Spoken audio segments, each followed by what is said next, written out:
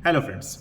Artificial intelligence इस युग का एक यथार्थ बन चुका है।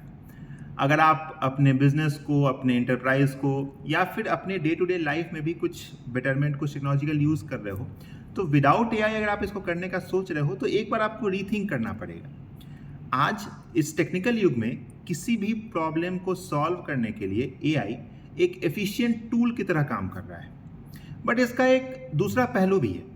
जाहिर सी बात है, हमारे यहाँ काम आसान हो रहा है। जो पहले हम इतना सोचते थे, लिखते थे, ईमेल ड्राफ्ट करते थे, वो हमें आराम से चैट जीपीटी मिल जाता है। कुछ कोई अगर हमको इमेज जनरेट करना हो, वीडियो जनरेट करना है, जैसे मैंने आपको बताया था हनुमान के बारे में, या फिर और भी जो डैल ई है, इन सभी चीज़ के बारे में बताया था। ये सभी जो हैं आपके आपके कामों को आसान कर दे रहे हैं। तो एक एफिशिएंट टूल तो है, बट इसका एक एडवर्स इफेक्ट भी है क्लाइमेट पर, जो कि एक दूसरा पहलू है इसका। अगर देखिए, आर्टिफिशियल इंटेलिजेंस करता क्या है, डेटा पे काम करता है, तो हम डेटा पे ही बात करेंगे। जो चैट जीपीटी 3 है ओपन एआई का, इसका अगर हम बात करें तो लगभग 502 मेट्रिक टन कार्बन एमिशंस हैं इसका, जो कि बहुत हेवी है। आप अगर इसको इक्विवेलेंट में देखो तो 112 जो आपके रेगुलर कार हैं, जो आपके रोड पे मूव करते हैं, वो जितना कार्बन एमिट करते हैं, उतना आपका ये एक चैट जीपीटी जनरेट करता है। देखिए, कंसर्न क्या है यहाँ पर कि जो आपके चैट जीपीटी हैं या फिर कोई भी जो एआई मॉडल है, वो जनरली यहाँ पर दो भाग में काम करता है, एक ट्रेनिंग और दूसरा इन्फेरेंस। ट्रेनिंग क्या होगा कि जैसे देखिए, एक एग्जांपल के तौर पे मैं समझाता हूँ कि अगर आप ड्राइविंग सीख रहे हो, मान लो किसी ड्राइविंग स्कूल के थ्रू सीख रहे हो या किसी के साथ आप ड्राइविंग सीख रहे हो, तो जो बंदा आपको सिखा रहा है वो आपको पहले ट्रेन करेगा कि ये क्लच होता है, ये गियर होता है, ऐसे है। उसके बाद फिर अगर खाली रोड है तो कैसे आपको चलाना है, कितना स्पीड होना चाहिए, कितने स्पीड के बाद आप गियर चेंज करते हो, कोई सामने से आता है तो फिर आप क्या करते हो, कहीं पे टर्निंग है तो क्या है, लॉन्ग टर्न, शॉर्ट टर्न, ये सभी चीज़ें आपको बताता है।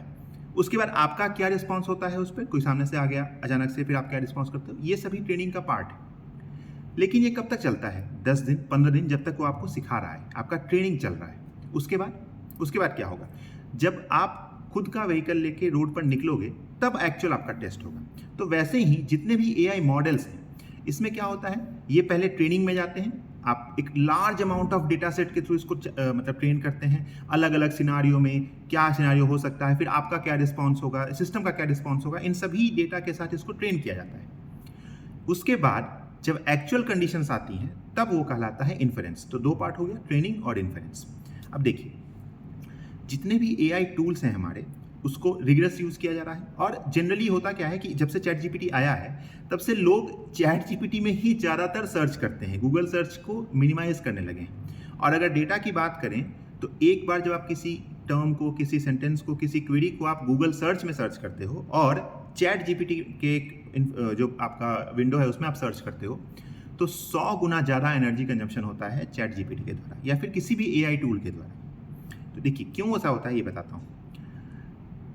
जो आपका इंफ्रास्ट्रक्चर है, डेटा सेंटर्स हैं, जो भी आपका टूल है, एआई मॉडल्स हैं, एक्चुअली होता क्या है, ट्रेनिंग के लिए आप डेटा सेट्स बनाते हो, वो डेटा सेंटर्स में सेव होते हैं, फिर वहाँ से जाके वो बार बार उसको रन आउट करते हैं और फिर आपके पास रिजल्ट लेके आते हैं। अब देखिए, जो आपका डेटा सेंटर्स हैं, वो वहाँ पे इंफ्रास्ट्रक्चर, जैसे आप मान लो कहीं पे जो भी आपका डेटा सेंटर, वहाँ पे क्या होता है, इन्फॉर्मेशन 0 और 1 के बीच में सेव होता है।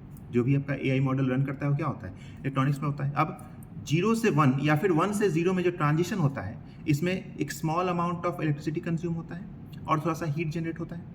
अब ये क्योंकि रेगुलस प्रोसेस है, लगातार चल रहा है, बार बार हो रहा है, सुबह शाम चल रहा है, तो हो क्या रहा है कि एक लार्ज अमाउंट ऑफ हीट भी जनरेट हो रहा है और इलेक्ट्रिसिटी भी बहुत कंज्यूम हो रहा है। ये इलेक्ट्रिसिटी आ कहाँ से रहा है? मेनली तो हम डिपेंडेंट है थर्मल पे, ये कोल या फिर फॉसिल फ्यूल के द्वारा।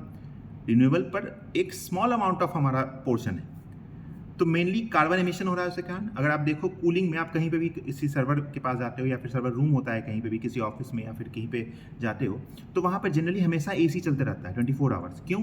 सर्वर रूम को ठंडा रखा जाए ताकि वो इफिशियंटली फंक्शन कर सके। तो जितने भी डेटा सेंटर्स हैं, वहाँ पर भी ये कंटिन्यूसली एसी, एयर कंडीशन चलते रहता है। तो जो इलेक्ट्रिसिटी का 40% है वो आपको केवल ठंडा करने में जा रहा है, और बाकी जो सर्वर यूज़ कर रहे हैं वो तो अलग ही है। ठीक है, तो मेन आपका जो कंजम्पशन है वो इलेक्ट्रिसिटी का है, और वो कहाँ से आ रहा है, फॉसिल फ्यूल की तरह, वहाँ से कार्बन एमिशन हो रहा है। तो ये एक बड़ा फैक्टर है आपका एआई के कारण। प्लस मैंने जो कहा कि लोग अधिकतर चैट जीपीटी का ही यूज़ कर रहे हैं इंस्टेड ऑफ इवन छोटा छोटा चीज़ के लिए भी हम चैट जीपीटी का यूज़ कर रहे हैं। प्लस अगर हम एक और चीज़ देखें तो एक बार जब आप किसी मॉडल को रन करते हो तो लगभग 6,26,000 पाउंड ऑफ CO2 एमिट होता है, जो कि आप अगर देखो तो 1287 मेगावाट आवर के आसपास है, इलेक्ट्रिसिटी कंज्यूम कर रहा है। जो मैंने आपको बताया अभी कि 112 जो व्हीकल हैं उतना जो कार्बन एमिशन करेंगे उतना ये अकेले करता है। तो ये तो था डेटा की बात। प्लस ये इसके एडवर्स इफेक्ट्स हैं। उपाय क्या हो सकता है, क्या ऑप्शंस हो सकते हैं कि हम इसको कंट्रोल कर सकें या फिर कम कर सकें? तो देखिए, पहला तो ये हो सकता है कि हम जो आपका कन्वेंशनल सोर्सेज ऑफ इलेक्ट्रिसिटी हैं उससे शिफ्ट होकर रिन्यूएबल पर ज़्यादा फोकस करें, जो कि सरकारें प्रयास कर रही हैं, हम भी प्रयास कर रहे हैं। दूसरा कि जो आपके मॉडल्स हैं उनको मॉडिफाई किया जा सके ताकि वो कम मतलब उतना रिगरस सर्च ना हो, कम में ही आपको आउटपुट मिल जाए। तीसरा हो सकता है जो ANN है, आर्टिफिशियल न्यूरल नेटवर्क है, उसके बदला स्पाइकी न्यूरल नेटवर्क पे काम किया जा सके। ठीक है, फिर एक और हो सकता है, देखिए माइक्रोसॉफ्ट अपने अंडर वाटर डेटा सेंटर्स पर काम कर रहा है, तो जो हीटिंग के लिए हम कूलर्स का यूज़ कर रहे हैं, AC का यूज़ कर रहे हैं, उसके बदला हम वहाँ पर उन वाटर जो ज़मीनी समुद्र के अंदर जो वाटर है ठंडा होता है उसको हम लोग यूज़ कर सकते हैं कूलिंग के लिए, तो वहाँ पे हम कुछ इलेक्ट्रिसिटी कंजम्पशन को बचा सकते हैं। प्लस जो क्वांटम कंप्यूटिंग है उसके इन्हांसमेंट्स है, उसमें एडवांसमेंट्स में हम ये कर सकते हैं कि जो हमारा AI का एफिशिएंसी है, जो AI मॉडल्स की एफिशिएंसी है उसको हम बढ़ा सकते हैं। तो ये सभी चीज़ें हमको दिख सकती हैं, और भी कई तरीके हैं जिस पर R&D चल रहा है फिलहाल। तो ये था एक ओवरव्यू था आपका कि कैसे AI का जो हमारे पास पॉजिटिव इम्पैक्ट्स हैं वो तो हैं ही, साथ ही साथ एक इसका एडवर्स इफेक्ट भी है क्लाइमेट पर, जो कि एक बहुत बड़ा कंसर्न भी है। तो ऐसे ही इंपॉर्टेंट वीडियोज शॉर्ट्स के लिए, informative science and tech videos के लिए आप हमारे यूट्यूब चैनल से जुड़ सकते हैं। Civil academy ISPCS। Thank you so much.